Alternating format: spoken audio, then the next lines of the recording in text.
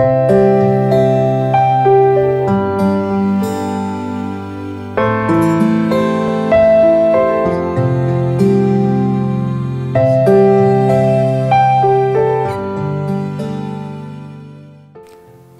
Ibu Bapak yang saya kasih dalam Kristus, sahabat terang hidup yang saya cintai. Adalah satu sukacita bagi saya untuk kita bisa belajar sama-sama satu topik yang saya angkat dari studi kasus dalam counseling, yaitu tentang satu pertanyaan: apakah orang tua selalu benar? Ya, apakah orang tua selalu benar? Nah, saya ingin membaca satu ayat untuk kemudian menjadi rujukan kita untuk pembahasan kita, yaitu Kejadian pasal 37 ayat 3. Saya baca satu ayat. Israel lebih mengasihi Yusuf dari semua anak-anaknya yang lain, sebab Yusuf itulah anaknya yang lahir pada masa tuanya, dan ia menyuruh membuat jubah yang maha indah bagi dia. Nah, Yakub adalah seorang beriman.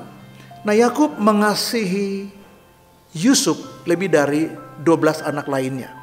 Mengapa? Karena dia mendapatkan Yusuf waktu lanjut usia. Mungkin dia sudah lama sekali merindukan anak yang lahir dari istrinya, Rahel.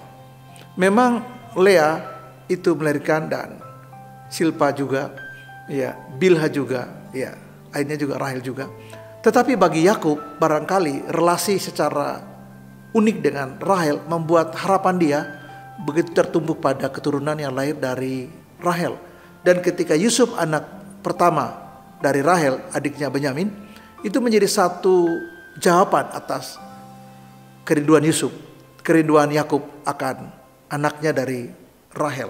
Karena memang dalam pernikahan mereka, sebenarnya Laban atau mertuanya menipu dia dengan cara memberikan Lea di malam pengantinnya dan bukan Rahel.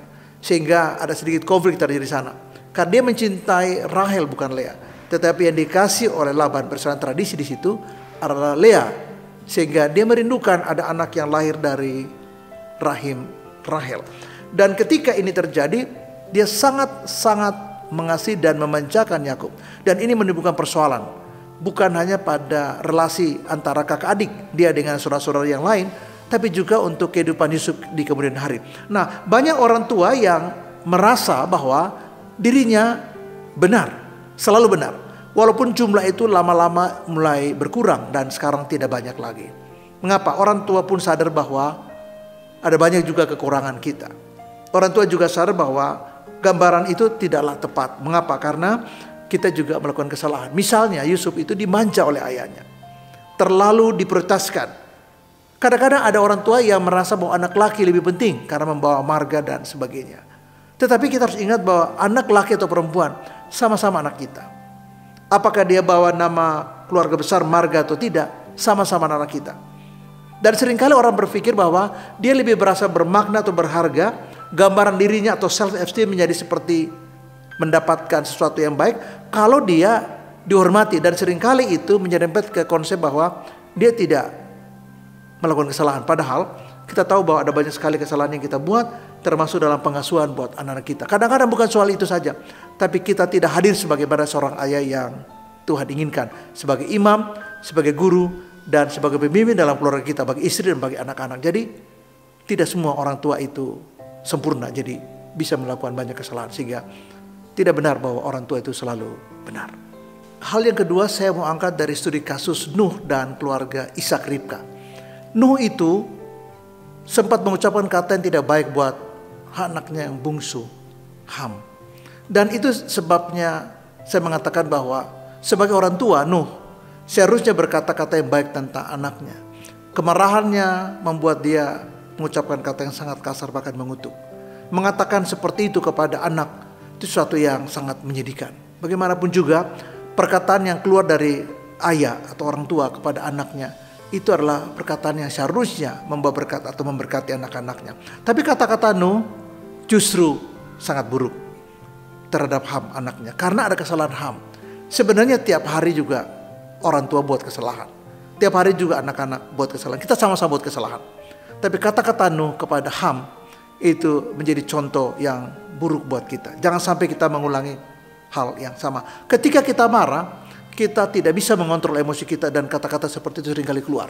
Dan ingat bahwa kita tidak bebas dari kesalahan seperti itu. Nah, hal yang kedua yaitu tentang Ishak dan Ribka. Ishak itu lebih memanjakan anak sulungnya, anak kembarnya Esau. Jadi dia dekat dengan anak yang paling besar.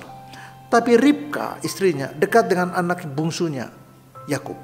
Jadi ini ada anak papa, anak mama. Dua-dua punya sifat yang berbeda sekali. Esau itu seorang petarung, seorang yang kasar, seorang yang berani. Ya, nyalinya besar, dia pemburu, dia butuh power yang besar, dan seseorang yang gagah. Itu Ishak. Dan kemudian memanjakan Esau. Karena apa? Esau itu lebih menggambarkan maskulinitas daripada Ishak ayahnya. Sehingga dia dekat dengan anak pertama. Tapi mamanya dari Yakub dan Esau itu ialah Ribka, lebih dekat dengan anak bungsu yaitu Yakub. Dia sangat memanjakan dan Yakub barangkali lebih tenang sehingga lebih suka di rumah, di kemah daripada pergi bertarung seperti abangnya Esau. Nah, implikasinya adalah karena mereka mengasuh dengan pola yang berbeda, dua anak ini juga seringkali konflik dan sekarang-kali tajam sekali. Sehingga bagaimana Esau merendahkan hak kesulungan dan Yakub memanfaatkan itu untuk mengambilnya. Karena konsep yang salah dari Ribka untuk mengajarkan tentang berkat kepada kedua anak ini. Sehingga seolah-olah ada berkat yang dicuri. Berkat gak bisa dicuri. Hanya mereka kurang sabar saja mengajar anak-anak ini. Dan anak-anak ini ingin cepat melakukan suksesi. Sehingga seolah-olah Tuhan ditolong untuk tidak salah memberkati siapa yang akan diberkati. Padahal jauh sebelum kedua anak ini lahir, Tuhan sudah memilih anak bungsu yaitu Yakub dan bukan Esau. Dan itu tidak ditentukan oleh hak kesulungan. Tetapi ini kemudian menjadi kabur karena Ishak maupun Ribka mereka menerapkan pola asuh yang tidak tepat buat kedua anak kembarnya. Dan ini kemudian hari menjadi masalah. Jadi kasus yang terjadi pada Nuh dengan anak bungsunya Ham dan juga pada Ribka dan Ishak tentang dua anak mereka yaitu Esau dan Yakub itu sama. Ya, bagaimana orang tua bisa melakukan kesalahan dalam kehidupan mereka juga terhadap anak-anak, sehingga Allah tidak benar mengatakan bahwa orang tua selalu benar. Sehingga apa yang terjadi adalah kita harus belajar juga untuk membuka diri pada masukan yang baik dari orang lain, karena kita tahu bahwa kita pun tidak luput dari banyak kesalahan. Hal yang ketiga menarik untuk mengingat kembali apa yang Paulus katakan kepada jemaat Tuhan di Efesus. Paulus katakan bahwa hai bapak-bapak, jangan bangkitkan amarah di hati anak-anakmu. Mengapa anak-anak bisa marah? Karena barangkali orang tua telah menyakiti lewat kata-kata atau sikap mereka. Ada orang tua yang saking marah atau kasar, itu kata-kata yang terucap itu sama sekali tidak membangun anak, bahkan melukai. Kata-kata mereka mengancam. Kata-kata yang mengancam itu harus dihindari. Ada beberapa orang tua yang suka mengungkit. Dulu kalau bukan bapak yang pernah kamu ke udah kamu, atau kalau bukan bapak yang tulis surat kepada teman bapak, kamu sampai hari ini nggak jadi orang. Atau kalau bukan bapak yang jelek-jelekin sekolahkan kamu, mana bisa kamu sukses. Jadi mengungkit sesuatu. Kalau bukan bapak yang pelihara dulu kamu kecil, kamu jadi apa sekarang? Jadi kata-kata seperti itu sangat-sangat merobek jiwa anak-anak. Atau kita membanding-bandingkan anak satu dengan anak lain, itu juga buruk. Coba kamu pintarlah seperti kakakmu. Coba kamu baiklah seperti temanmu itu. Coba kamu jadi anak yang berbakti sedikit, yang soleh gitu, yang hormat sama orang tua. Mana hormat kamu? Para menurut anak dia sudah melakukan semua yang orang tua suruh. Tapi orang tua yang perfeksionis, orang tua yang banyak menuntut, orang tua yang kasar, biasa mengucapkan kata-kata yang pada akhirnya melukai hati anak-anak mereka. Kadang-kadang mereka ya bukan cuma merasa berjasa, tapi ketika mereka melakukan kekerasan secara fisik, pemukulan yang berlebihan, itu bukan cuma melukai tubuhnya atau bagian-bagian dari tubuhnya, tapi juga hatinya sekalian bisa dilukai. Apalagi sambil marah, sambil keluar kata-kata, meluncur kata-kata yang kasar yang tidak patut. Nah, beberapa orang tua suka cerita kejelekan anak-anak atau kekurangan anak-anak ke orang lain, sehingga seluruh kompleks tahu tentang kejelekan atau kekurangan anak-anaknya. Para anak-anak Semua anak ada kekurangan, sama dengan kita ada orang tua ada kekurangan juga. Tapi beberapa orang suka menceritakan itu dan bangga kalau bisa ceritakan itu. Dan orang lain kemudian ikut menegur anaknya. Kamu coba dong sama orang tua begini, begitu. Coba kamu sama orang tua dengar dong. Jadi anak jadi heran kenapa tetangga pada tahu. Kenapa? Karena orang tuanya suka menceritakan itu. Dan ini sama sekali tidak baik. Kadang-kadang orang mengatakan begini, kamu itu mirip papa kamu. Enggak ada tanggung jawab. Atau kita bilang, kamu mirip ibu kamu.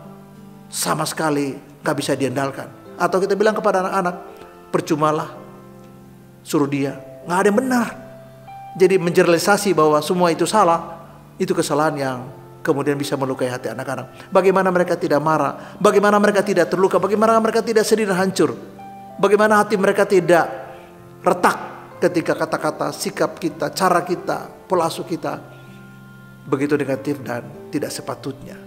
Dan nasihat Paulus menggambarkan bahwa sangat mungkin orang tua, orang yang terdekat anak bisa melakukan hal yang malah melukai hati anak-anaknya. Saya ingin mengatakan kepada kita bahwa tidak ada seorang pun yang sempurna. Kita semua ada kelemahan di sana sini. Jadi rendah hatilah.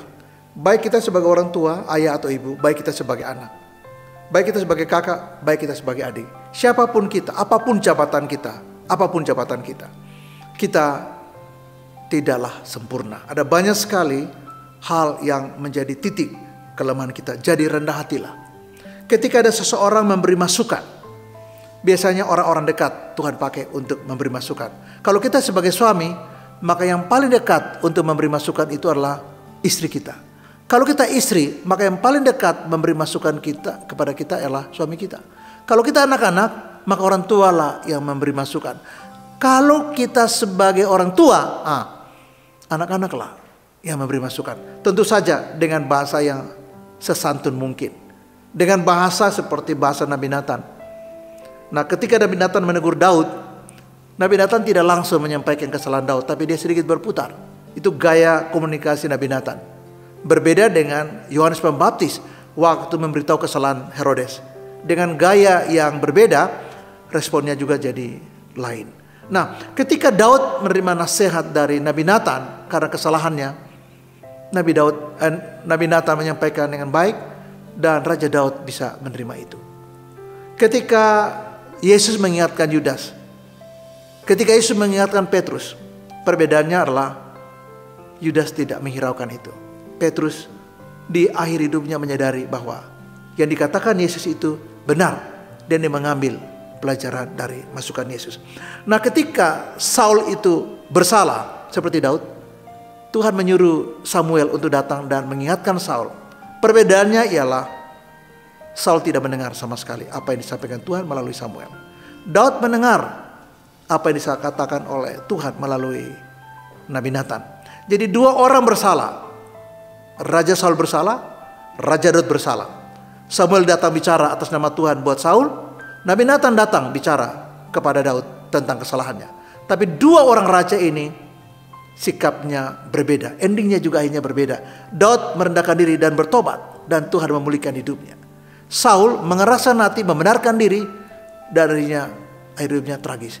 Nah, ketika kita tahu bahwa kita juga tidak sempurna, maka ketika ada masukan, apakah dari pasangan kita, mungkin teman, mungkin rekan sekerja, atau mungkin dari atasan, bawahan, atau mungkin dari anak-anak kita sendiri, dengan cara langsung atau tidak langsung, sebagaimana mereka bisa ungkapkan kepada kita orang tuanya. Bukalah hati dan terimalah masukan yang baik. Buka hati dan jadilah orang yang berbesar hati. Kenapa? Orang yang besar hati bisa menerima masukan yang baik walaupun itu menyakitkan, tapi itu menyembuhkan. Waktu Yitro memberi nasihat kepada Musa, Musa orang yang berbicara dengan Allah. Musa orang yang punya pengalaman ilahi yang luar biasa, punya perjalanan spiritual yang luar biasa.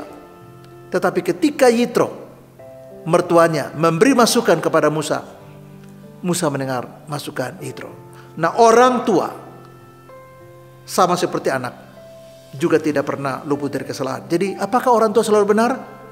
Jawabnya tidak. Apakah anak-anak selalu benar? Jawabnya tidak. Kita semua punya potensi untuk melakukan kesalahan. Itulah sebabnya mari kita belajar untuk membuka diri.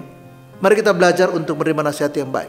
Mari kita belajar untuk tidak terluka dan tidak sakit, tidak tersinggung ketika ada masukan yang baik disampaikan kepada kita. Ingat bahwa seringkali Tuhan bicara bukan hanya lewat orang-orang dekat kita. Apakah anak bicara pada orang tua bicara pada anak, istri bicara pada suami, suami bicara pada istri, atau atasan bicara pada bawahan, atau bawahan bicara pada atasan, atau mungkin burung-burung di udara, atau mungkin keledai, atau mungkin ayam, atau danau, atau laut, atau gelombang, atau apa saja.